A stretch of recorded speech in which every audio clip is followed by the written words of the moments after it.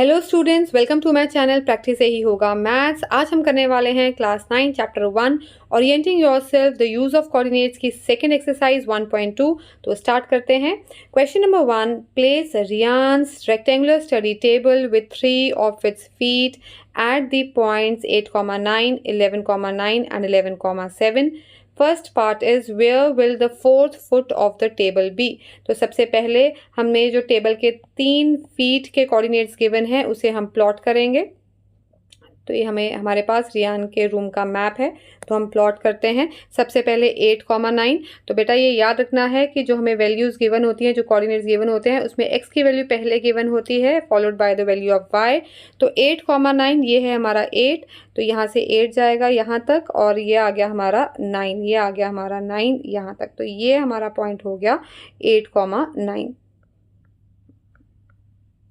दूसरा कोऑर्डिनेट है हमारा 11,7, तो ये हमारा 11 है और यहाँ पे आ रहा है 7।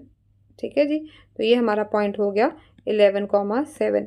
और थर्ड कोऑर्डिनेट है 11,9, तो ये हमारा 11 है और इधर से आ रहा है 9, तो ये पॉइंट हमारा क्या हो गया 11,9। ठीक है, तो उन्होंने पूछा है कि अगर ये जो टेबल है रेक्टेंगुलर स्टडी टेबल है, इसका फोर्थ जो फीट हो गए उसके कोऑर्डिनेट्स क्या होंगे। तो बेटा ये रेक्टेंगुलर टेबल है, तो हम इसे ज्वाइन कर लेंगे। पहले एक रेक्टेंगल की शेप दे देंगे इस टेबल को। ठीक है, तो इसके 3 कॉर्नर्स के हमें कोऑर्डिनेट्स पता हैं, तो जो फोर्थ कॉर्नर है उसके कोऑर्डिनेट्स उन्होंने पूछे हैं। तो ये x की वैल्यू है 8 और यहाँ पे y की वैल्यू क्या है 7 है, तो इसके कोऑर्डिनेट्स क्या हैं 8,7। ठीक है, तो यहाँ पे उन्होंने हमसे पूछा है where will the fourth foot of the table be, तो हम यहाँ पे इसका आंसर लिखेंगे।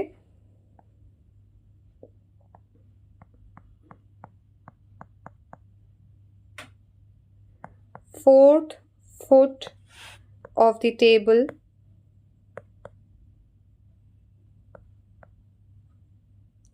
will be at 8,7। ठीक है जी, ये हमारे फर्स्ट पार्ट का आंसर है।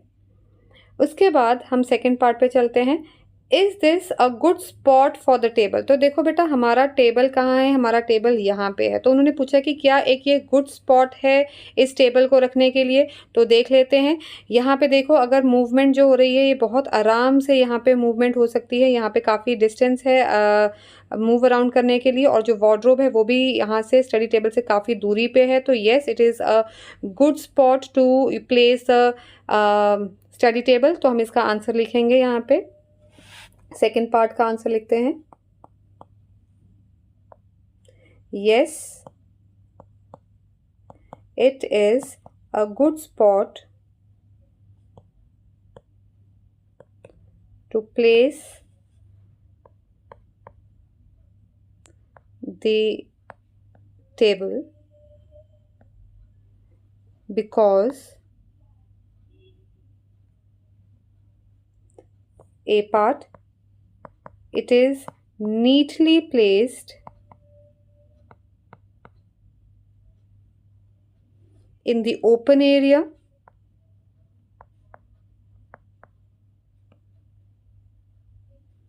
and B part, it leaves plenty of space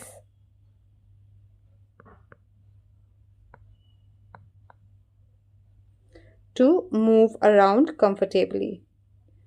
To move around comfortably. तो ये हमारे बी पार्ट का आंसर था। देखते हैं थर्ड पार्ट क्या है। थर्ड पार्ट है what is the width of the table, the length, can you make out the height of the table. तो ये हमारा टेबल है, इसकी विड्थ देख लेते हैं क्या है।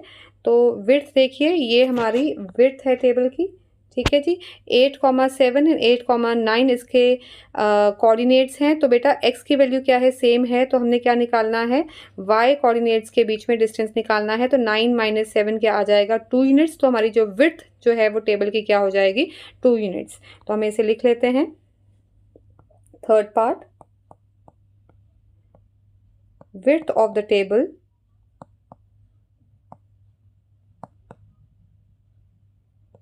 इज इक्वल टू, तो हमने क्या सब्ट्रैक्ट किया है, y की वैल्यू सब्ट्रैक्ट की है 9 माइनस 7, तो यहाँ पे हम लिखेंगे 9 minus 7 is equal to 2 units. ठीक है जी। फिर उन्होंने हमसे इसकी लेंथ पूछी है, लेंथ ये है हमारी लेंथ। ठीक है, तो लेंथ में आप देखोगे कि जो y की वैल्यू है दोनों तरफ सेम है, तो हमने क्या निकालना है, इनके जो x की वैल्यू है इनके बीच में डिफरेंस निकालना है, 11 माइनस 8 करना है। तो हम यहाँ पे लिखेंगे length of the table, length of the table is equal to 11 minus 8, तो क्या आ गया हमारा ये 3 यूनिट्स। उन्होंने आगे हमसे पूछा है कि क्या हम इसकी हाइट निकाल सकते हैं, can you make out the height of the table. बेटा ये एक 2 डायमेंशनल ग्राफ है, ठीक है, 2 डायमेंशनल रिप्रेजेंटेशन है, इसमें हम हाइट नहीं निकाल सकते हैं। तो we will write down, we can not find the height from a 2 dimensional map. ठीक है जी, तो ये हमारा क्या था, क्वेश्चन नंबर 1 था। चलते हैं क्वेश्चन नंबर 2 की तरफ। क्वेश्चन नंबर 2 है, if the bathroom door has a hinge at B1 and opens into the bedroom, will it hit the wardrobe? Are there any changes you would suggest if the door is made wider?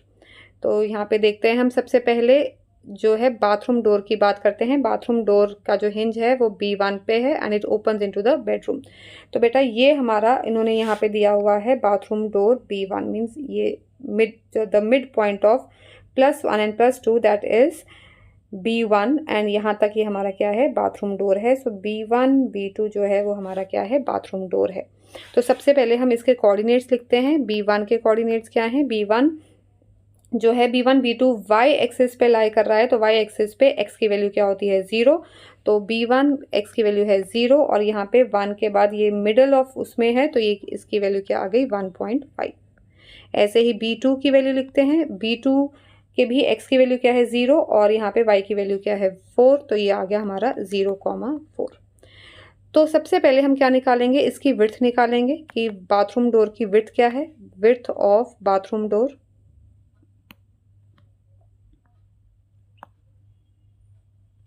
Is equal to, तो ये x की value same है दोनों में, तो हमने क्या निकालना है, y कोऑर्डिनेट का डिफरेंस निकालना है। 4 माइनस 1.5, तो यह हमारा क्या आ गया, 2.5 यूनिट्स। और यहाँ पे हमें बेटा जी 1 centimetre is equal to 1 unit दिया हुआ है, तो हम आराम से यहाँ पे लिख सकते हैं इट इज़ 2.5 सेंटीमीटर्स।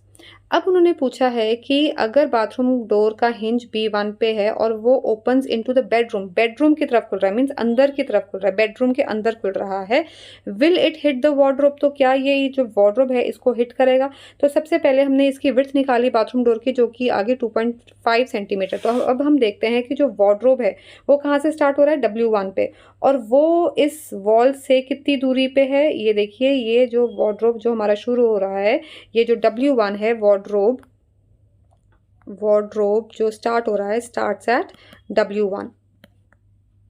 ठीक है, तो इसके कोऑर्डिनेट्स क्या हैं हमारे, 3,0, और यहाँ पे ये कहाँ तक जा रहा है, W4 तक जा रहा है। W4 के हमारे पास कोऑर्डिनेट्स क्या हैं, 3,2।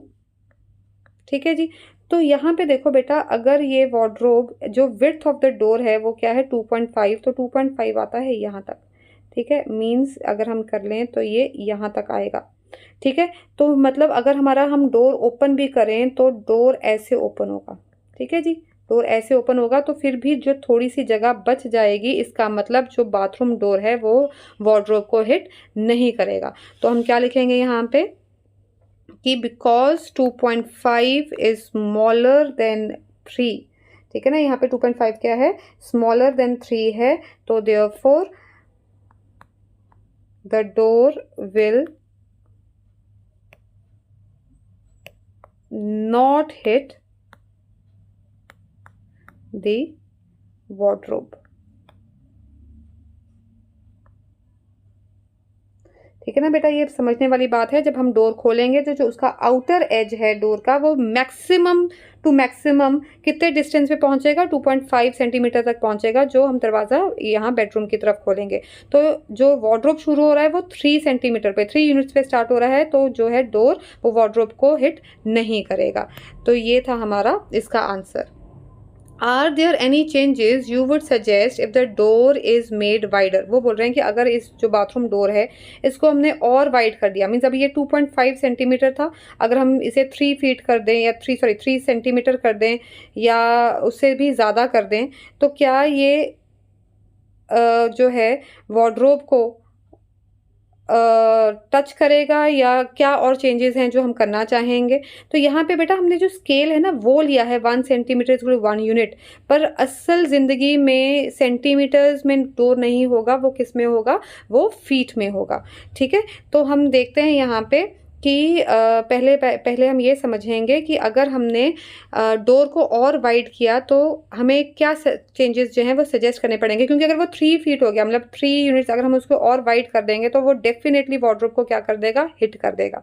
तो उसे बचाने के लिए हमें हम क्या कर सकते हैं, या तो हम एक चीज़ कर सकते हैं कि जो ये डोर है वो बाहर खुलने की बजाय कहाँ पे खुले, अंदर की तरफ खुले। ठीक है ना, हमें हिंजेस इस तरह से, यहाँ पे जो हिंजेस है वो इस तरह से रिवर्स करने पड़ेंगे, एडजस्ट करने पड़ेंगे कि जो डोर बाहर खुलने की बजाय कहाँ खुले, वो अंदर की तरफ खुले। वैसे भी जनरली क्या होता है, बाथरूम के जो डोर्स होते हैं वो अंदर की तरफ ही खुलते हैं। मेरे घर में तो अंदर की तरफ ही खुलते हैं, आपके घर में भी मुझे लगता है अंदर की तरफ ही खुलते होंगे।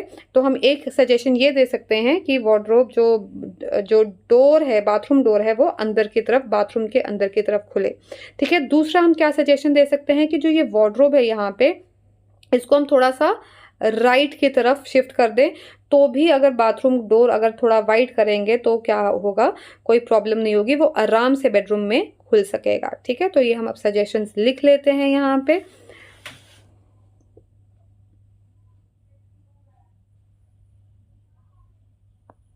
तो हम लिखते हैं यहाँ पे कि इफ द डोर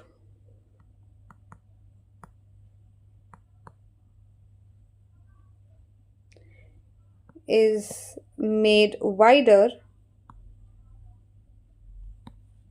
then, ठीक है, then, so number 1,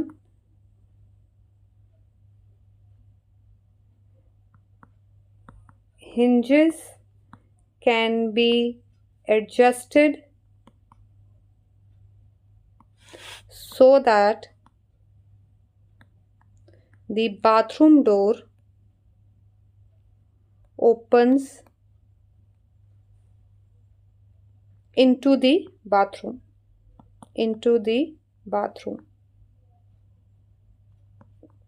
ठीक है। एक तो ये सजेशन हो गया हमारा, और दूसरा हम सजेशन क्या दे सकते हैं कि जो वार्डरोब है उसे हम थोड़ी सी राइट की तरफ शिफ्ट कर दें। तो ये हम यहाँ पे कहते हैं कि सेकंड हम सजेशन दे सकते हैं कि move the wardrobe towards right, move the wardrobe towards right. ठीक है जी, तो ये हम सजेशन दे सकते हैं। बढ़ते हैं हम क्वेश्चन नंबर 3 की तरफ।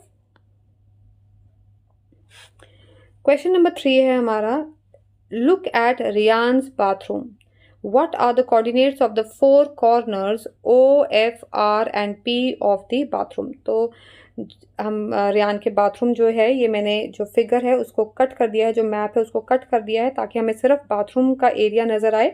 तो ये है O, F, R, P, ये 4 कॉर्नर्स हैं, तो इसके हमने कोऑर्डिनेट्स लिखने हैं। तो coordinates of the bathroom, coordinates of the bathroom are O, which is origin, जिसके कोऑर्डिनेट्स क्या होते हैं 0,0। उसके बाद है F। अब F जो लाई कर रहा है वो y एक्सिस पे लाई कर रहा है, और y एक्सिस पे x की वैल्यू क्या होती है 0, और यहाँ पे y की वैल्यू क्या है बेटा 9 है, तो ये आ गया 0,9। अगला है हमारा R है हमारा ये, और यहाँ पे x की वैल्यू क्या है -6 और y की वैल्यू क्या है 9। और लास्ट कॉर्नर है हमारा P जो है वो x एक्सिस पे लाई कर रहा है, सो इसकी x की वैल्यू है -6 और y की वैल्यू x एक्सिस पे क्या होती है 0, तो ये आ गया हमारा -6, 0। ठीक है, तो हम चलते हैं नेक्स्ट क्वेश्चन की तरफ। इसका सेकंड पार्ट है, what is the shape of the showering area SHWR in Riyan's bathroom, write the coordinates of the four corner. सबसे पहले जो ये शावर वाला एरिया है SHWR, इसकी उन्होंने हमसे क्या पूछी है, शेप पूछी है। तो SHWR क्या है बेटा, एक क्वाड्रिलेटरल है, ठीक है ना। SHWR has 4 sides, it is a close shape, so it is a quadrilateral. अब quadrilateral is not enough to tell the answer, उन्होंने उसकी पर्टिकुलर शेप पूछी है। तो यहाँ पे अगर आप देखो कि one pair of opposite sides क्या है, पैरेलल है, ठीक है ना। तो यहाँ पे लिख सकते हैं कि with one pair of opposite sides parallel, ठीक है। तो हमें पता है कि एक क्वाड्रिलेटरल जिसकी one pair of opposite sides parallel हो उसे हम क्या बोलते हैं, ट्रेपीजियम बोलते हैं। यहाँ पे SH is parallel to RW, therefore S quadrilateral SHWR क्या है, हमारा ट्रेपीजियम है, इज अ ट्रेपीजियम। ये हमारी क्या हो गई, शेप हो गई। आगे पूछा है right the coordinates of the four corners. तो ये जो SHWR है इसके हमें कोऑर्डिनेट्स पूछे गए हैं। तो कोऑर्डिनेट्स ऑफ फोर कॉर्नर्स,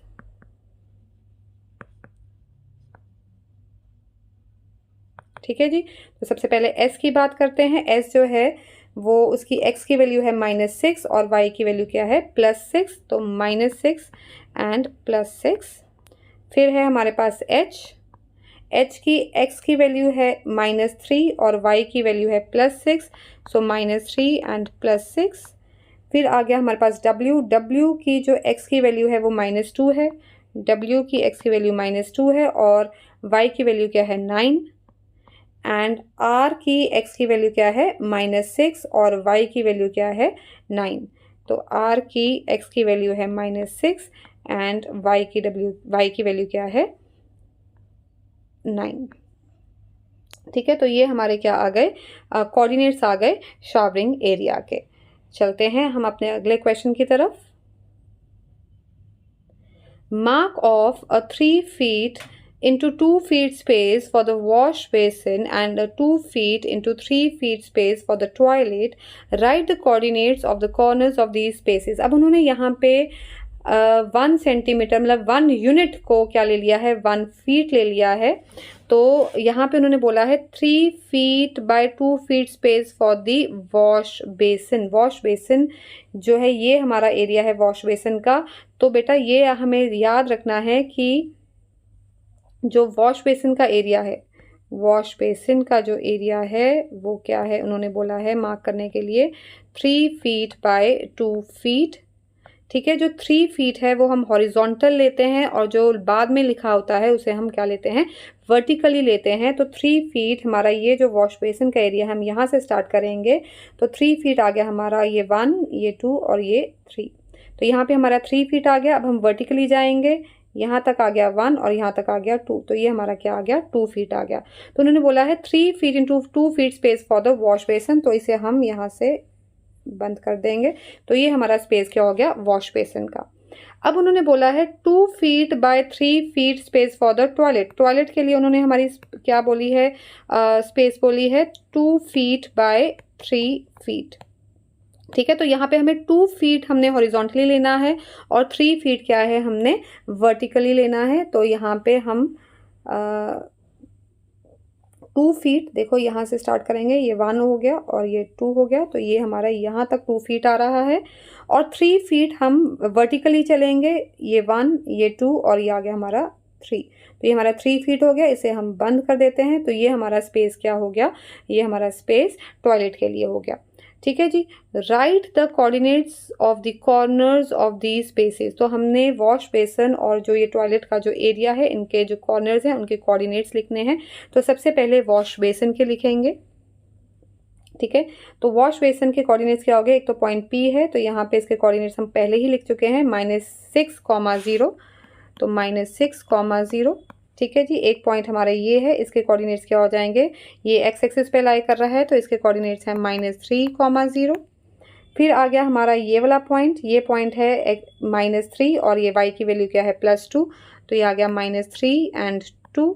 और हमारा फोर्थ कॉर्नर है वॉश बेसिन का ये पॉइंट, और यहाँ पे x की वैल्यू है -6 और y की वैल्यू है +2, तो ये आ गया हमारा -6 एंड +2।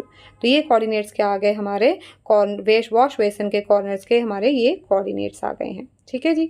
तो अब हम चलते हैं टॉयलेट के जो हमारा एरिया है उसके कॉर्नर्स के कोऑर्डिनेट्स की तरफ। तो ये हमारा रिपीट होगा, ये वाला जो कॉर्नर है यहाँ पे ये इसकी वैल्यू है -6 और ये क्या है +2, तो टॉयलेट के कोऑर्डिनेट्स हैं हमारे पास -6, 2। ठीक है जी। और ये हमारा दूसरा कॉर्नर है, ये देखिए यहाँ पे ये -4 है और ये क्या है 2, तो ये हमारा आ गया -4, 2। फिर हम चलते हैं थर्ड कॉर्नर की तरफ, ये हमारा थर्ड कॉर्नर है, यहाँ पे x की वैल्यू है -4 और y की वैल्यू है +5, सो -4, 5। और हम चलते हैं फोर्थ कॉर्नर की तरफ, ये हमारा फोर्थ कॉर्नर है, यहाँ पे x की वैल्यू है -6 और y की वैल्यू क्या है +5। ठीक है, तो ये आगे हमारे कोऑर्डिनेट्स टॉयलेट के। ठीक है जी, टॉयलेट के जो 4 कॉर्नर्स हैं उसके हमारे पास कोऑर्डिनेट्स आ गए हैं। चलते हैं हम अपने अगले क्वेश्चन नंबर 4 की तरफ। Other rooms in the house. Ryan's room door leads from the dining room, which has the length 18 feet and width 15 feet. The length of the dining room extends from point A to point P to point A. Sketch the dining room and mark the coordinates of its corners. वो बोल रहे हैं कि रियान के room से अगर हम बाहर की तरफ निकलें तो एक डाइनिंग रूम है जिसकी लेंथ है 18 फीट और विड्थ क्या है 15 फीट। तो लेंथ जो है, length of the dining room extends from point P two point A। यहाँ पे हमने जो ये फिगर गिवन है पॉइंट P से लेके पॉइंट A तक, ये पूरा का पूरा जो है ये हमारा डाइनिंग रूम की वॉल आ जाती है। और उन्होंने ये भी बोला है sketch the dining room and mark the coordinates of its corners, और उनके जो डाइनिंग रूम के कॉर्नर्स हैं उसके हमने कोऑर्डिनेट्स लिखने हैं। तो बेटा जो डाइनिंग रूम है उसकी लेंथ है 18 फीट और विड्थ क्या है 15 फीट। तो यहाँ पे हमें क्या चाहिए, एक ग्राफ पेपर चाहिए। तो चलते हैं ग्राफ पेपर की तरफ।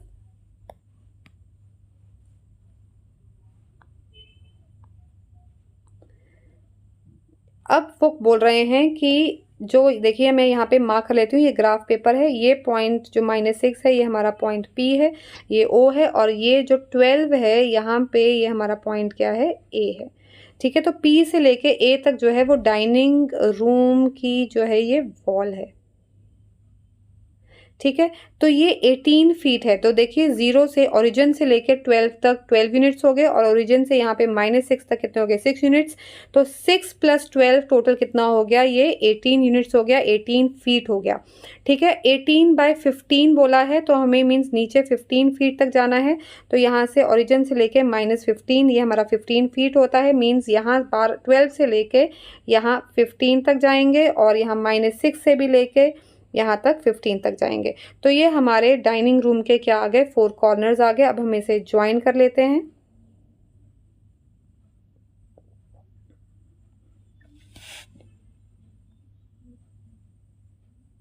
ठीक है जी, तो ये हमारा क्या आ गया, डाइनिंग रूम आ गया। आगे वो पूछ रहे हैं कि ये जो डाइनिंग रूम है इसके कोऑर्डिनेट्स लिखो। तो मैं इसे पहले लेबल कर देती हूँ, मैं इसे दे देती हूँ U और इसको दे देती हूँ V। तो जो पॉइंट P है उसके कोऑर्डिनेट्स क्या है -6, 0। जो पॉइंट A है उसके कोऑर्डिनेट्स क्या हैं 12, 0, ये हमें गिवन था, और पॉइंट P के कोऑर्डिनेट्स हम पहले निकाल चुके हैं। तो U के कोऑर्डिनेट्स लिखते हैं। U के कोऑर्डिनेट्स क्या होंगे, U के कोऑर्डिनेट्स होंगे, देखिए ये किस पे लाई कर रहा है, इसकी x की वैल्यू क्या है -6 और y की वैल्यू क्या है -15।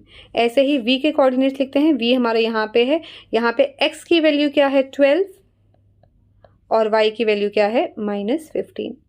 तो ये हमारे डाइनिंग रूम के जो 4 कॉर्नर्स हैं उसके कोऑर्डिनेट्स हैं। ठीक है, तो ये हम इसे लिख लेते हैं, कोऑर्डिनेट्स ऑफ डाइनिंग रूम। हमने इसको नाम दिया है PAVU।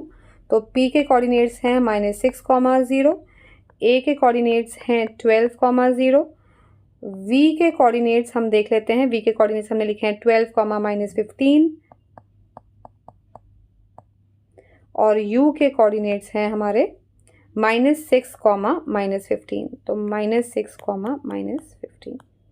ठीक है, तो ये हमारे कोऑर्डिनेट्स आ गए जो उन्होंने पूछा था। ठीक है जी। स्केच द डाइनिंग रूम, हमने डाइनिंग रूम भी स्केच कर दिया और mark the coordinates of its corners वो भी हमने कर दिया। तो हम चलते हैं अपने अगले क्वेश्चन की तरफ। Place a rectangular 5 feet into 3 feet dining table precisely in the centre of the dining room. ये बहुत ही रियलिस्टिक वे में पूछा गया है, means real life application based एक क्वेश्चन है।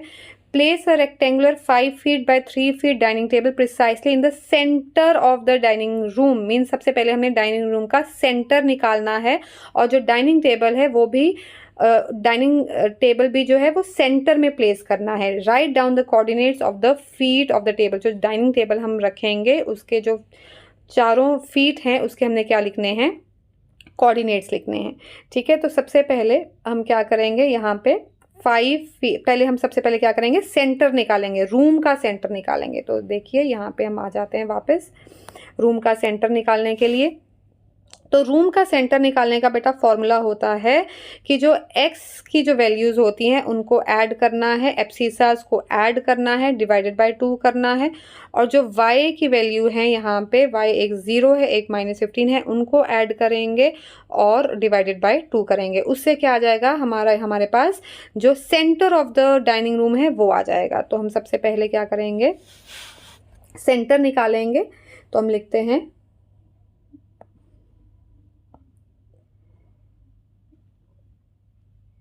Centre of the dining room.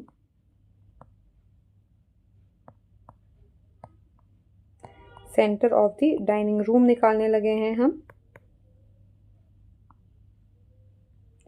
ठीक है, तो सबसे पहले हम मिड पॉइंट निकालेंगे x कोऑर्डिनेट्स का। So mid point of x coordinate कैसे निकालेंगे, मैंने अभी आपको बताया कि जो दोनों ही x की वैल्यूज़ हैं उनको ऐड करेंगे, डिवाइडेड बाय 2 करेंगे। सो -6 + 12 डिवाइडेड बाय 2, ये क्या आ गया 6/2 और ये क्या आ गया हमारे पास 3। ऐसे ही हम mid point of y coordinate निकालेंगे।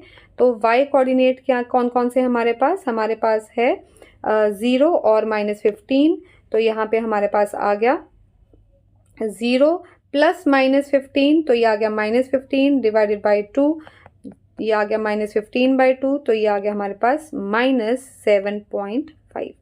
तो 3x का सेंटर आ गया 3 और y का जो कोऑर्डिनेट का मिड पॉइंट आ गया वो -7.5। तो देख लेते हैं, ये आ गया मतलब 3, -7.5। अब हम इसे प्लॉट करके देख लेते हैं 3, -7.5 को। ये हमारा 3 है, ठीक है जी, और 7.5 यहाँ पे होगा, तो ये आ गया हमारा 7.5। तो ये जो पॉइंट है हमारा, ये पॉइंट है, ये हमारा पॉइंट क्या है, हमारा मिड पॉइंट है, सेंटर है। सेंटर है किसका, डाइनिंग रूम का सेंटर है। PAVU जो हमारा डाइनिंग रूम है उसका ये हमारे पास सेंटर आ गया और हमें यहीं पे डाइनिंग टेबल जो है वो प्लेस करना है ताकि डाइनिंग टेबल का भी जो सेंटर पॉइंट हो, मिड पॉइंट हो, वो ये पॉइंट होना चाहिए। ठीक है, तो बेटा हमारा जो डाइनिंग टेबल है, ठीक है, उसकी डायमेंशन हमें गिवन है। डाइनिंग टेबल की डायमेंशन है 5 feet by 3 feet। ठीक है, तो सबसे पहले हम क्या करेंगे, 5 feet का मतलब ये हॉरिजॉन्टल होता है और 3 feet का मतलब ये वर्टिकल होता है। तो सबसे पहले डायमेंशंस लिखते हैं, डायमेंशंस ऑफ डाइनिंग टेबल है हमारे पास 5 feet by 3 feet। ठीक है, इसकी हाफ कर लेंगे, ठीक है ना, क्योंकि हाफ जो है, हाफ लेंथ मिड पॉइंट के इस साइड आएगी और हाफ दूसरी तरफ आएगी। ऐसे ही हाफ जो विड्थ है वो ऊपर की तरफ आएगी और हाफ नीचे की तरफ आएगी। तो हाफ डायमेंशंस लिख लेते हैं। हाफ डायमेंशंस कितने होंगे, हाफ डायमेंशंस होंगे 5 feet का 2.5, फीट और 3 फीट का हो जाएगा 1.5 फीट। ये हमारे हाफ डायमेंशन हो जाएंगे। चलो हम यहाँ पे समझते हैं फिगर से।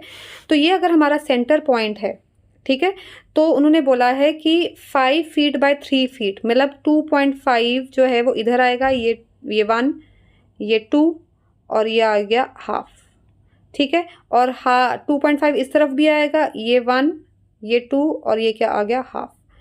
तो ये हमारी जो है ऐसे आ गया, ठीक है जी। ऐसे ही 3 फीट का हमने जो हाफ किया है वो 1.5 है, मीन्स 1.5 ये मिड पॉइंट है, तो 1.5 ऊपर होगा, तो ये हाफ था ऑलरेडी और ये 1, ठीक है। और ये हाफ था ऑलरेडी नीचे की तरफ और ये 1, ठीक है। तो जो ये आ गए हमारे पास जो हमने डायमेंशन हाफ करी थे, तो ये अब हम इनको क्या करेंगे, अब हम इन्हें ज्वाइन कर देंगे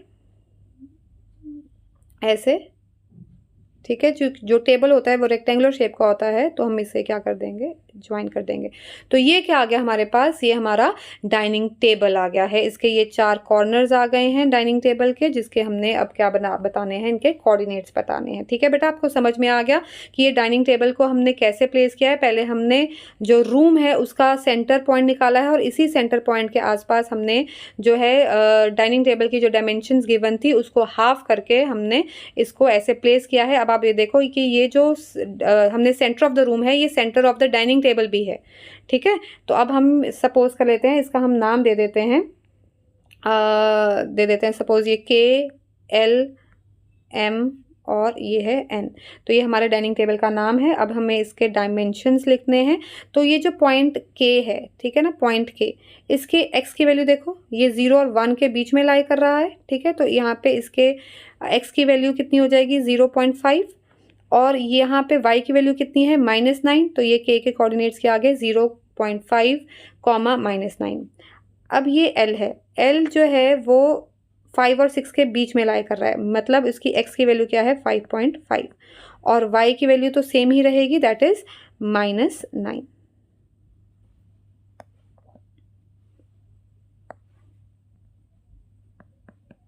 ठीक है जी। अब हम पॉइंट M की तरफ जाते हैं। पॉइंट M जो है उसकी x की वैल्यू 5 और 6 के बीच में है, दैट इज 5.5, और y की वैल्यू कितनी है, -6, तो ये आ गया -6 हमारे पास।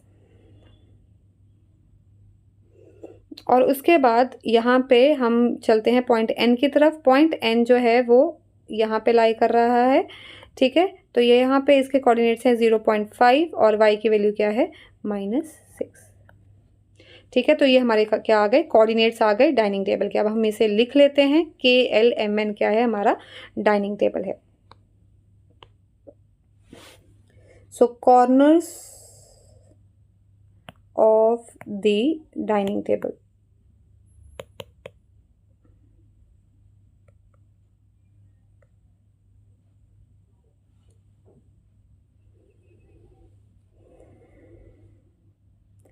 डाइनिंग टेबल का नाम है हमारे पास KLMN।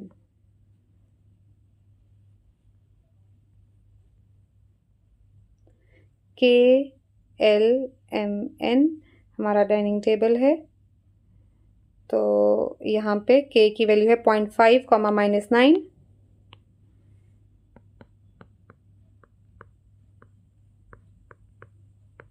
ऐसे ही हम L की, M की और N के कोऑर्डिनेट्स लिखेंगे। तो L के कोऑर्डिनेट्स क्या हैं, L के कोऑर्डिनेट्स हैं 5.5, -9, तो यहाँ पे हम लिख लेते हैं 5.5, -9। M के कोऑर्डिनेट्स क्या हैं, M के कोऑर्डिनेट्स हैं हमारे पास 5.5, -6, तो ये लिख लेते हैं 5.5, -6। और N के कोऑर्डिनेट्स क्या हैं, N के कोऑर्डिनेट्स हैं हमारे पास 0.5, -6, तो यहाँ पे हम लिख लेते हैं 0.5, -6, ठीक है बेटा। तो ये हमारे पास क्या आ गया, corners of the dining table KLMN, ये हमारे पास आ गया, ठीक है। तो ये हमने की थी अभी एक्सरसाइज 1.2। अब हम करेंगे end of chapter exercise in my next video. तो देखते रहिए, प्रैक्टिस से ही होगा मैथ्स, और कोई तरीका नहीं है। प्रैक्टिस ही एक अकेला तरीका है जिससे कि आप अच्छे मार्क्स लेकर आ सकते हैं। So thank you for watching this channel. Thank you for watching this video and हम मिलते हैं अपनी नेक्स्ट वीडियो में। So like, share and subscribe करना मत भूलिएगा। Thank you so much. Bye bye.